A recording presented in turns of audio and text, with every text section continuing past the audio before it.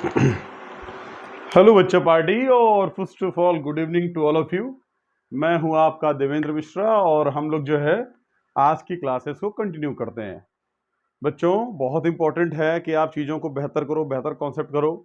रोज रोज रोज अपने आप को बेहतर करना ही एक्चुअल सक्सेस है, वास्तविक सफलता है। रोज देखिए, अगर हम रेगुलर हार्डवर्क करते हैं तो निश्चित ही सफल होते हैं। जैसे मैं एक एग्जांपल दूं आपको कि एक जो पौधा होता है बच्चों, वो रोज बढ़ता है, रोज उसके अंदर कुछ ग्रोथ होता है। लेकिन अगर आप उसको रोज देखते हो तो वो आपको रोज बढ़ा हुआ दिखाई नहीं देगा। आप रैंडमली उसको 3 महीने के बाद, 4 महीने के बाद, 5 महीने के बाद देखो तो जो पौधा पहले इतना सा था अब वो पौधा इतना सा हो गया होगा, वो ग्रोथ आपको दिखाई देगा। लेकिन पौधा तो रोज बढ़ रहा था, लेकिन रोज आपको फील नहीं हो रहा था। ये जो टाइम है ना, इसमें जो सीखते हो, ये सीखी हुई चीजें आपके अंदर एडिशनल हो जाती हैं, जुड़ जाती हैं आपके अंदर। आपको पता नहीं चलता है कि आज के आपके अंदर क्या बदलाव आया है। लेकिन यकीन मानो, जब आपको कोई 2 महीने के बाद, 4 महीने के बाद आपसे मिलेगा और आप रोज इस काम को कर रहे हो, तो वह निश्चित रूप से आश्चर्य में आ जाएगा कि भाई इतना ग्रोथ कैसे हुआ, किसी के अंदर इतना बदलाव कैसे आता है। हम डे बाय डे बेहतर होते हैं। कोई बच्चा कमजोर नहीं होता। अगर वो रेगुलर काम कर रहा है, रेगुलर काम कर रहा है, तो निश्चित ही उसका ग्रोथ होगा। मैंने बहुत से बच्चों में काफी चेंजेस देखा है। जो बच्चे रेगुलर इस वीडियो पे बने हुए हैं, उन बच्चों के अंदर काफी कुछ चेंजेस आ रही हैं और ऐसा मैंने क्लास में महसूस किया है कई बार। बच्चों, आप प्रयास करते हो ना, जब आप कोशिश करते हो ना, तो या तो आप सफल होते हो या आप सीख जाते हो बेटा। जिंदगी में कभी कोई हारता नहीं है। आप ये सोचो कि भाई मैं कोशिश किया, मैंने आईएएस की तैयारी की, मैं आईएएस नहीं बना तो मैं असफल हो गया। असफल कोई नहीं होता बेटा कभी भी। मैं जिस अवस्था में, जिस एज में, जिस सिचुएशन पर और जो मेरी काबिलियत थी, उस काबिलियत के बेस पर जब मैंने तैयारी शुरू की थी, तो मैं उससे बेहतर स्थिति में आज हूं। अगर मैं तैयारी नहीं किया होता तो शायद मेरे अंदर इतना ग्रोथ नहीं हुआ होता। लेकिन मैंने बहुत कुछ सीखा इस तैयारी की प्रोसेस में। आईएएस नहीं बना, लेकिन बहुत कुछ मैं सीखा। आप भी सीखते हो, रोज सीखते हो गाइस। तो मैं आपसे बस यही विश्वास आपको दिलाना चाहता हूं, आपसे मैं बस यही कहना चाहता हूं कि बेटा रोज पढ़ो, थोड़ा थोड़ा रोज पढ़ो। आपसे बेहतर कोई छात्र नहीं होगा, आपसे बेहतर कोई इंसान नहीं होगा, अगर आप सही मायने में शिक्षा को अपने अंदर आत्मसात कर लेते हो तो। सिखाई गई चीजों को अगर आप रेगुलर सीखते हो तो आपसे बेहतर कोई इंसान नहीं होगा बेटा। और जीवन की वास्तविक सफलता एक बेहतर इंसान हो जाने में है। हम पूरी शिक्षा इसीलिए ग्रहण करते हैं। हमारे यहाँ रोजगार तो इम्पोर्टेंट है, शिक्षा से रोजगार मिलता है, लेकिन पढ़ाई का मूल उद्देश्य रोजगार पाना नहीं है। पढ़ाई का मूल उद्देश्य है एक व्यक्तित्व बनना। और जब आप व्यक्तित्व बन जाते हो ना, तो आपका चयन हो जाता है, आपके अंदर काबिलियत होगी, आपका चयन हो जाएगा। तो जीवन में टारगेट ये रखो कि सीखना है, बहुत बेहतर सीखना है, बहुत अच्छा सीखना है। आप निश्चित ही सफल होंगे, 100% सफल होंगे। चलिए इन्हीं शब्दों के साथ आज की क्लास शुरू करते हैं। और लास्ट टाइम आपसे जो मेरी बात हुई थी, वो बात हुई थी बच्चों, किस पर बात हुई थी? संविधान पर बात हुई थी, संविधान के विकास पर बात हुई थी। मैंने आपसे लास्ट टाइम बताया था कि 9 दिसंबर से लेके 9 दिसंबर 1946 से लेकर के और 26 नवंबर 1949 तक क्या क्या हुआ था भारत में। और इसके बाद जो है उस प्रोसेस में क्या क्या हुआ, कितनी समितियां थी, कितने लोग थे, कौन लोग काम कर रहे थे, तो हमने इन सब चीजों को आज देखना है। राइट। और इसकी मैंने पहले ही जो है मैंने ब्लैक व्हाइट बोर्ड पे लिख रखा है, ताकि आपका बहुत सारा टाइम वेस्ट ना हो लिखने में। और मैं आपको बताना चाहता था यहाँ से कि हम लोग जो हैं, यहाँ से जो इंपॉर्टेंट फैक्ट्स हैं, इन पे जो क्वेश्चंस आएंगे, वो क्वेश्चंस कैसे आएंगे उनको समझते हैं। तो बच्चों, मैंने आपसे कहा था कि हमारी जो संविधान सभा थी, वह 15 समितियों के माध्यम से काम कर रही थी। वह कितनी समितियों के माध्यम से काम कर रही थी? 15 समितियों के माध्यम से काम कर रही थी। अब वो 15 समितियां कौन कौन सी थी उसको देखते हैं। तो बच्चों, इसमें जैसे एक, अच्छा, मैं एक जरा वीडियो देख रहा था आज, तो उसमें जो है एक बहुत रिस्पेक्टेड टीचर हैं, एक बहुत बड़े टीचर हैं। मैं उनका नाम नहीं लूंगा, किसी का अपने चैनल पे नाम नहीं लेना चाहिए। लेकिन वो बच्चों को जो है सिखा रहे थे कि ग्रेनेड कैसे बनता है, ग्रेनेड बम, ग्रेनेड कैसे बनता है। तो उस पर किसी बच्चे ने पोस्ट भी किया, कुछ लोगों ने कहा भी कि सर आप बच्चों को सिखा रहे हो कि बम कैसे बनेगा, इसकी आवश्यकता बच्चों को क्या है। तो उन्होंने कहा कि इजराइल का हर एक बच्चा जो है बम बनाना जानता है, इजराइल का हर एक बच्चा बम बनाना जानता है, और बहुत सारे देशों का उन्होंने नाम लिया, कहा कि बम बनाना जानता है। मुझे लगता नहीं कि इंडिया के कंटेस्ट में बात ठीक होगी, क्योंकि इजराइल की जो स्थिति है वो स्थिति भारत की नहीं है। भारत का परिप्रेक्ष्य कुछ और है। भारत में कई धर्म संप्रदाय के लोग हैं, और वो जो कह रहे थे, सर कह रहे थे कि वो जो ग्रेनेड जो बनाना हम सिखा रहे हैं, वो इसलिए बनाना सिखा रहे हैं कि जब चाइना अटैक करेगा और पाकिस्तान अटैक करेगा तो अपना बम लेकर हम जाएंगे, बना के लाके फोड़ देंगे। अरे आदमी देवता, आप ग्रेनेड कैसे बना पाओगे? एक आम इंसान कैसे बनाएगा ग्रेनेड यार? उसके पास कहां से बारूद आएगी, कहां से छर्रे आएंगे, कहां से कील आएगी, कहां से पिन आएगा, क्या टेक्नोलॉजी लेकर के आएगा? एक आम आदमी कैसे बना सकता है? अगर चाइना अटैक करे तो आम आदमी ग्रेनेड बनाना शुरू कर देगा? पॉसिबल है ये? क्या सिखा रहे हो आप, क्या बोल रहे हो आप? पॉसिबल है क्या? आप प्रैक्टिकली सोचो। आप ग्रेनेड इसलिए बनाना सिखाते चाहते हो ताकि कुछ विशेष लोग जो हैं वो उसको बना सकें और बना के रख लें, काम आएगा समय समय पे। क्या आप समझा रहे हो? बेवकूफ हम लोग, बेवकूफ है जनता, पागल है लोग कि चाइना टक्कर तो बम बना के मारना शुरू कर देंगे हम। अरे भैया, ये टेक्नोलॉजी जो आप सिखा रहे हो, ये लोग सीख के उस पर काम कर रहे होंगे, आप उनकी टेक्नोलॉजी को और बेहतर कर रहे हो। आपने कुछ खास लोगों के लिए इस वीडियो को बनाया है कि भैया देख ले कैसे बनता है बम। क्यों सिखाना चाहते हो आपकी चूरन से बम बनता है? क्यों सिखाना चाहते हो कि माचिस के बारूद से बम बनता है? मत सिखाओ भैया, मत सिखाओ। चलिए आइए देखते हैं, बातचीत देखते हैं हम लोग जरा।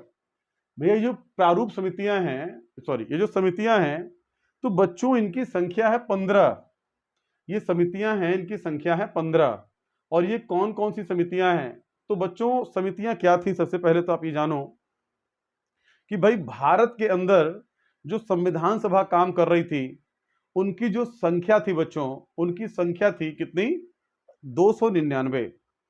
और उसमें से जो है 15 ग्रुप में हमने उनको बांट रखा था, और हर एक ग्रुप को हमने समिति का नाम दिया हुआ था, और वो समिति उस विशेष मुद्दे पर कानून बना रही थी। जैसे एग्जाम्पल की बात करें हम, तो देखो आप, जैसे प्रारूप समिति है, तो प्रारूप समिति जो है, इसके अध्यक्ष थे डॉक्टर भीमराव अंबेडकर।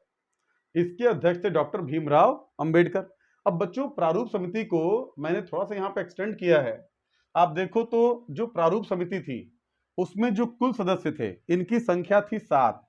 इनकी संख्या थी 7, और 7 में जो एक थे, ये कौन थे? डॉक्टर भीमराव अंबेडकर साहब थे। और इनके अलावा ये तो भैया अध्यक्ष थे, ये कौन थे?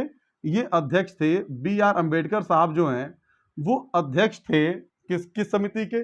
प्रारूप समिति के। और इन अध्यक्ष महोदय के अलावा 6 लोग और थे। एक एन गोपाल स्वामी अयंगर थे, दूसरे के एन मुंशी साहब थे, तीसरे अल्लादी कृष्ण स्वामी अय्यर थे, चौथे बी एल मित्रा थे।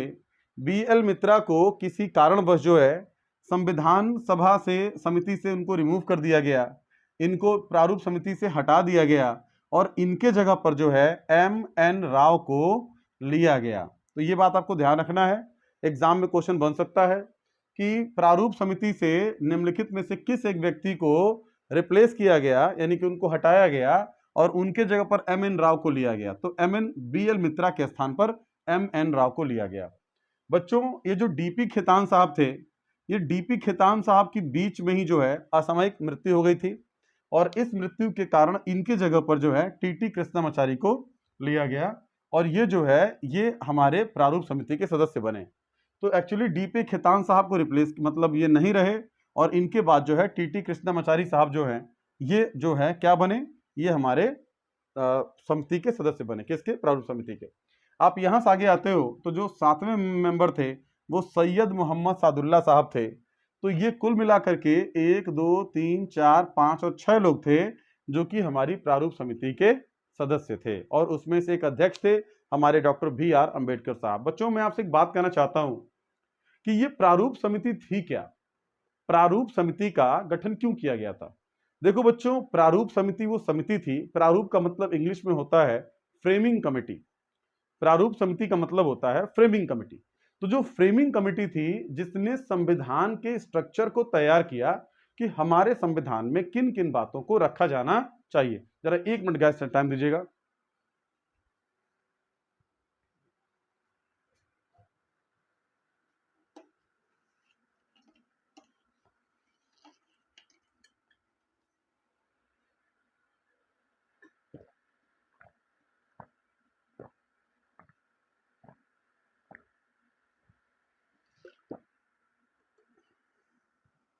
थोड़ा गर्मी का मौसम है, प्यास व्यास लग जाती है।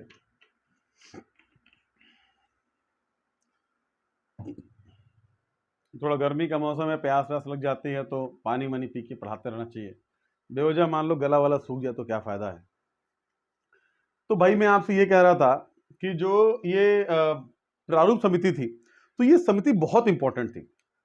इसने तय किया कि जो हमारा कॉन्स्टिट्यूशन है, संविधान है, उस संविधान में किन किन बातों को रखना है, उसका स्ट्रक्चर क्या होगा और संविधान में किन किन चीजों का अपना विशेष महत्व है।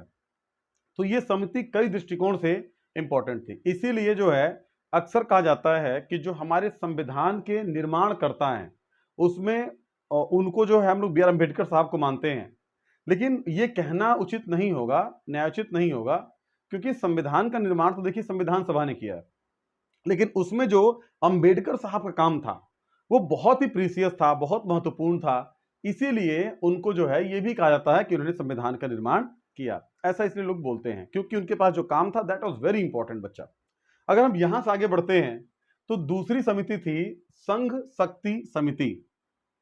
ये संघ शक्ति समिति क्या है? संघ शक्ति समिति का मतलब ये बच्चों कि जो हमारा भारत है, जैसे आप भारत को देखोगे तो भारत क्या है, इंडिया क्या है, तो संविधान के अनुच्छेद 1 में कहा गया है कि भारत राज्यों का संघ होगा। ये संघ का मतलब क्या है? संघ का मतलब होता है, आप कह सकते हो कि कॉम्बिनेशन, या आप कह सकते हो कि ग्रुप होगा, समुदाय, एक एक एक कलेक्शन होगा, समूह होगा संघ। तो राज्यों को मिला करके उसको कलेक्टिवली भारत कहा जाएगा, समग्र रूप से उसको भारत कहा जाएगा। तो भारत के अंदर जैसे मान लीजिए कि जैसे एक छोटी सी बात समझिएगा, हमारा परिवार होता है ना, तो परिवार में कई सारे मेंबर होते हैं, पापा होते हैं, मम्मी होती हैं, भाई होता है, बहन होता है, वो भी होते हैं जो प्रत्यक्ष रूप से नहीं, आप समझ ही रहे होगे। तो कोई बात जब होती है, कोई बात जब होती है तो सभी लोगों से सहमति ली जाती है। ऐसा बहुत सा परिवार होता है कि जहां सबसे सहमति ली जाती है। कुछ ऐसे परिवार भी होते हैं कि जहां सबसे सहमति नहीं ली जाती है, केवल पिताजी आएंगे और वो कह देंगे भाई ये काम होना है तो यही काम होना है। मतलब पूरी की पूरी शक्ति पिता के अंदर है, बच्चों के अंदर, फैमिली के मेंबर, जो मेंबर्स ऑफ फैमिली हैं उनके अंदर कोई शक्ति नहीं है। तो जब पिता के अंदर पूरा पावर हो तो इसका मतलब शक्ति जो एक जगह केंद्रित है, और वह शक्ति क्या होगी? केंद्र की शक्ति होगी। इसको लोग बोलते हैं यूनिटरी सिस्टम, एकात्मक सरकार, जहां पर सरकार पूरी तरीके से केंद्र सरकार के अधीन हो, जहां पर पूरी शक्ति केंद्र सरकार के पास हो। भारत के अंदर क्या है? भारत के अंदर अच्छा एक दूसरे प्रकार की व्यवस्था है जिसमें राज्य महत्वपूर्ण होते हैं, उसको हम लोग बोलते हैं संघीय शासन। जैसे आप लोग देखोगे अमेरिका में, तो अमेरिका भी 50 राज्यों का समूह है, और जैसे भारत 28 राज्यों का समूह है, वैसे अमेरिका में 50 राज्य हैं। तो अमेरिका के जो राज्य हैं उनके पास बहुत सारी अथॉरिटी है, बहुत सारा उनके पास ताकत है, प्रावधान है। जैसे उनका अपना अलग संविधान है, उनकी अपनी अलग नागरिकता है। जरा 1 मिनट,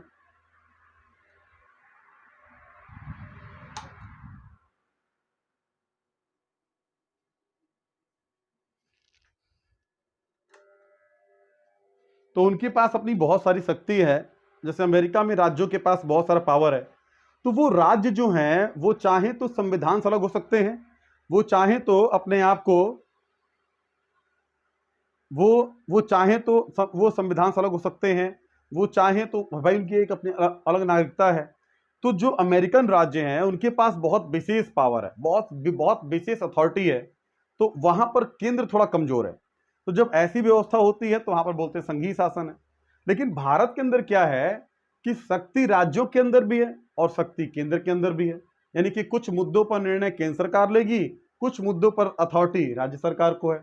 तो जब यहां पर ना भारत में पूरी तरीके से एकात्मक है, ना तो भारत पूरी तरीके से संघात्मक है, तो भारत की व्यवस्था में कुछ लक्षण एकात्मकता के हैं और कुछ लक्षण संघात्मकता के हैं।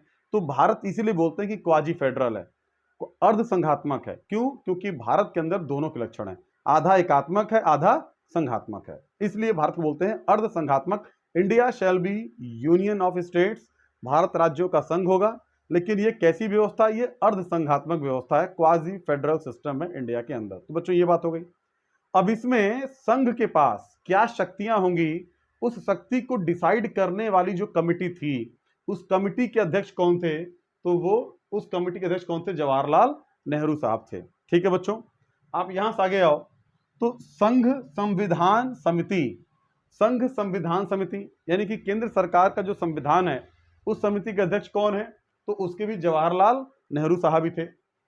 अगर आप यहां से उठोगे तो प्रांतीय संविधान समिति, यानी कि जो प्रांतों के लिए कानून होगा, जो प्रांत के लिए जो बना है कानून वगैरह, जो कानून प्रांतों के लिए बना था, उस प्रांतीय कानून के जो कमिटी थी उसके अध्यक्ष कौन थे? सरदार वल्लभ भाई पटेल। यानी कि राज्यों को जो अधिकार मिले हैं, उस अधिकार के लिए जो कमिटी बनी थी, उस कमिटी के अध्यक्ष कौन थे? सरदार वल्लभ भाई पटेल। आप यहां से नीचे आओ तो झंडा समिति, झंडा समिति का मतलब क्या है कि भाई भारत का झंडा कैसा होगा, हमारा फ्लैग कैसा होगा, उसमें कौन से रंग होंगे, उन सबका क्या मतलब होगा, इन सब बातों को तय किया था झंडा समिति ने।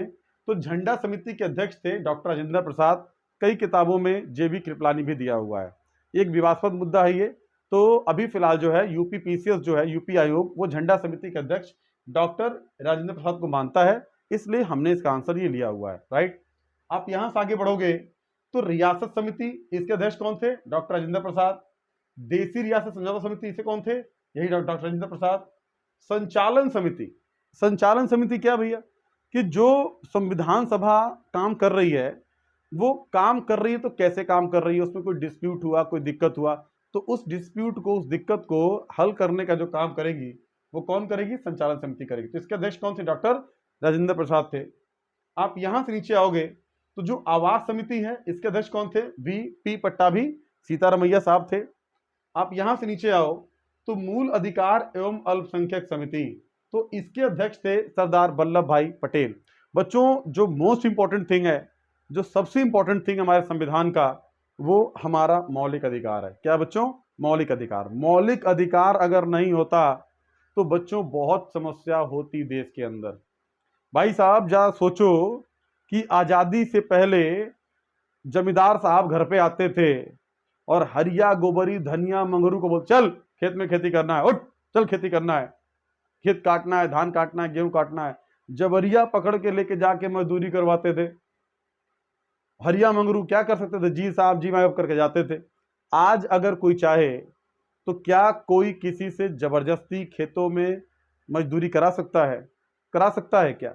नहीं करा सकता है, क्योंकि हमारे संविधान का जो आर्टिकल 23 है, वो ये प्रावधान करता है कि जो है किसी भी तरह का जो है बेगारी नहीं कराई जा सकती, किसी व्यक्ति को मजदूरी करने के लिए बाध्य नहीं किया जा सकता। ये उसका मौलिक अधिकार है कि वह काम करेगा कि नहीं करेगा।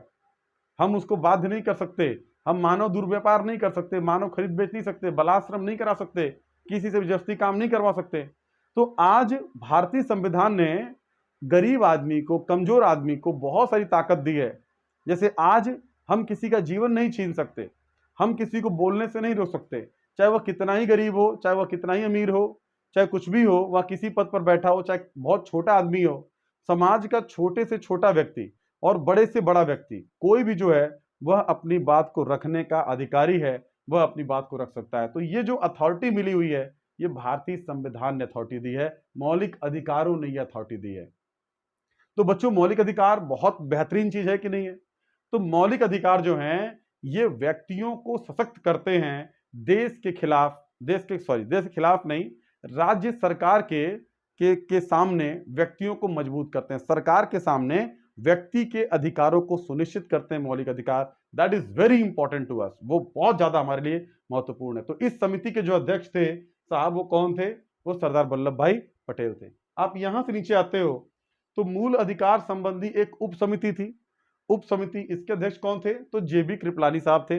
बच्चों क्लास अगर आपको शानदार लग रही है, क्लास अगर आपको अच्छी लग रही है, तो आप इसको फटाफट जो है सब्सक्राइबर बढ़वाइए, 1000 तक करिए। उसके बाद जो है लाइव आकर के मैं आपकी बहुत सारे क्लासेस को, बहुत सारे डाउट्स को मैं ले सकता हूं। उसको हम लोग डिस्कस कर सकते हैं, क्लास में देख सकते हैं। तो बहुत सारी जो प्रॉब्लम्स हैं आपकी, हम शाम को आकर के रीजनिंग के क्वेश्चन, मैथ के क्वेश्चन, यहाँ से क्वेश्चन बोल रहे हैं, क्वेश्चन बोर्ड पे कर रहे हैं, बच्चों को सॉल्व करने के लिए दिया, बच्चों ने सॉल्व किया, बच्चों के रिप्लाई आ रहे हैं, तो उस पर हम लोग बातचीत कर सकते हैं, राइट। तो हम लोग ऑनलाइन आकर के काफी आपकी मदद कर सकते हैं। जो भी एग्जाम्स हैं तो हम घर से रह करके भी आपको बेहतर तैयारी करा सकते हैं। तो ये हमारा एक प्रयास है कि अपने बच्चों के घरों तक पहुंचा जाए, उनको बेस्ट क्वालिटी एजुकेशन दिया जाए, और आप लोग का सपोर्ट रहा, प्यार रहा, तो निश्चित हम सफल होंगे। Thank you so much guys. आप इसको जरूर शेयर करिए, इसको बढ़ाइए, बच्चों को और लोगों तक पहुंचाइए।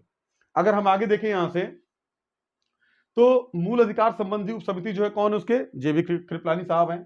आप यहां से नीचे आओ तो सर्वोच्च न्यायालय समिति, सर्वोच्च न्यायालय यानी कि भारत के अंदर जो सर्वोच्च न्यायालय है, जो सर्वोच्च न्यायालय का मतलब है कि जो न्यायालयों में सर्वोच्च है, यानी कि उसके बाद कोई कोर्ट नहीं है भारत में। जैसे मान लो कि आपने कोई फैसला भाई जिला न्यायालय ने दिया, आप संतुष्ट नहीं हो, तो जिला न्यायालय के फैसले को आप हाई कोर्ट में चैलेंज कर सकते हो। अगर हाई कोर्ट ने कोई फैसला दिया, आप उससे भी संतुष्ट नहीं हो, तो आप उस फैसले को सुप्रीम कोर्ट में चैलेंज कर सकते हो। सुप्रीम कोर्ट ने फैसला दिया है तो अब उसको आप कहीं चैलेंज नहीं कर सकते हो। हाँ, सुप्रीम कोर्ट में ही किसी बड़ी बेंच के समक्ष आप चैलेंज कर सकते हो, अदरवाइज सुप्रीम कोर्ट से बाहर आप कहीं चैलेंज नहीं कर सकते हो। उसका जो फैसला होगा वो अंतिम फैसला होगा। तो भारत में जो न्यायालय से संबंधित सबसे बड़ी अथॉरिटी है वो किसके पास है बच्चों? सुप्रीम कोर्ट के पास। और ये जो कमिटी थी एस वादाचार्य समिति, इसने जो है बनाया इसको सर्वोच्च न्यायालय को। तो इस पर इन्होंने बनाए, कानून बनाए। और राज्य समिति, इसके अध्यक्ष कौन थे? जवाहरलाल नेहरू साहब थे, कि जो राज्य बनेंगे उनके अथॉरिटी वगैरह क्या होंगी, उनके अधिकार क्या होंगे। तो राज्य समिति के अध्यक्ष कौन थे? जवाहरलाल नेहरू। और बच्चों एक लास्ट समिति है नियम समिति, इसके अध्यक्ष कौन थे? डॉक्टर राजेंद्र प्रसाद। तो इस प्रकार आपने देखा कि जो कुल समितियां थी भारत के अंदर, उनकी संख्या थी 15, और वो समितियां कैसे कैसे काम कर रही थी, उनके अध्यक्ष कौन थे, उन्होंने क्या काम किया, हमने अभी इस मुद्दे पर चर्चा की है। गाइस, इसके अलावा मैंने आपसे बात किया था कि भारतीय संविधान जब लिखा जा रहा था तो उसमें 15 महिलाएं थी जिन्होंने संविधान सभा को सुशोभित किया। 15 महिलाएं जिनके होने से हमारा संविधान सभा गौरवान्वित हुआ, और उनकी उपस्थिति ने जो है हमारे संविधान सभा की जो गरिमा है, उस गरिमा को और गौरवशाली बनाया। तो 15 महिलाएं कौन थी जिन्होंने हमारे संविधान सभा को सुशोभित किया? तो देखते हो कौन कौन है, उनका नाम क्या है, जरा देखिए यहाँ पे। तो बच्चों 15 महिलाओं में जैसे आप देखेंगे तो सबसे पहले जो है सुचेता कृपलानी है, इसके अलावा विजय लक्ष्मी पंडित हैं, ये आपको पता है कि जवाहरलाल नेहरू की बहन थी। आप पूर्णिमा बनर्जी को देखिए, ये तीसरी महिला हैं। कमला चौधरी थी, बेगम एजाइज थी, ये एकमात्र मुस्लिम महिला थी जिन्होंने भारतीय संविधान में संविधान सभा के अंदर जो है इन्होंने पार्टिसिपेट किया, और इन्होंने अपनी जो है महत्वपूर्ण योगदान भारतीय संविधान सभा को दिया। इसके बाद राजकुमारी अमृत कौर हैं, ये जो हैं ये नेक्स्ट महिला हैं। आप देखेंगे तो ये 6वें नंबर पे। सरोजनी नायडू, हंसा मेहता, जी दुर्गाबाई, दक्षयानी बेलायुधन, इनका नाम क्या था? दक्षयानी बेलायुधन, ये साउथ इंडिया से थी। अम्मू स्वामीनाथन, ये भी साउथ इंडिया से थी। मालती चौधरी, ये भी हमारी संविधान सभा की माननीय सदस्य थी।